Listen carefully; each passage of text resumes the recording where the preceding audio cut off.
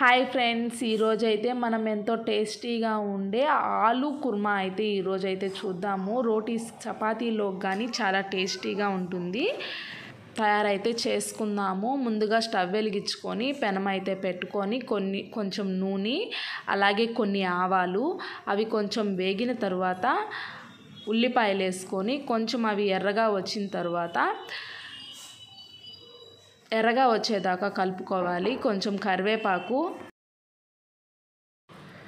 అవి కొంచెం వేగిన తర్వాత టమోటా అయితే వేసుకోవాలి. కొంచెం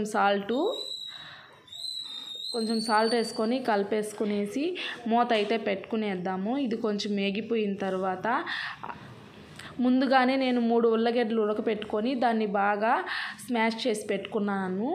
కొంచెం పసుపు, అలాగే కొంచెం మిరప్పొడి వేసుకొనేసి బాగా కలుపుకోవాలి. కొంచెం నీళ్ళు అయితే పోసుకొని కొంచెం టేస్ట్ కోసం అయితే నేను శనగపిండి అయితే వేసుకున్నాను. చాలా బాగుంటుంది అది వేసుకోవడం వల్ల. టేస్ట్ కూడా మరీ ఎక్కువ వేసుకున్నా కూడా అది చెడిపోతుంది. ఇప్పుడైతే కలుపుకునేద్దాము. దాన్ని అయితే పక్కన పెట్టుకుందాం. నేనైతే రెడీమేడ్ రోటీస్ అయితే నేను తెచ్చుకున్నాను. వాటిని అయితే కాల్చుకుంటున్నాను. ఇవైతే కొంచెం బాగానే ఉన్నాయి. వీలున్న వాళ్ళైతే మనకైతే పిండే బెటరు. ఈ రోటీస్ కన్నా కూడా మనం చేసుకోవడమే బెటర్ అనమాట, రెడీమేడ్ కన్నా కూడాను. అయితే పర్వాలేదు, బాగానే ఉన్నాయి. అయితే కుర్మా అయితే రెడీ అయిపోయింది. ఇలా చిక్కగా వచ్చేదాకా ఉంచుకోవాలన్నమాట. ఇంక నాపేసుకొని ఓకే ఫ్రెండ్స్, అయితే చపాతీ అయితే అయిపోయింది. కర్రీ కూడా ఉడికిపోయింది. కుర్మా అయితే రెడీ అయిపోయింది అనమాట.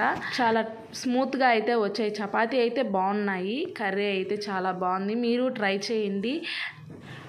ఎలా వచ్చిందో కామెంట్ అయితే చేసేయండి. ప్లీజ్ ఒక లైక్ చేయండి. ప్లీజ్ సబ్స్క్రైబ్ చేసుకోండి.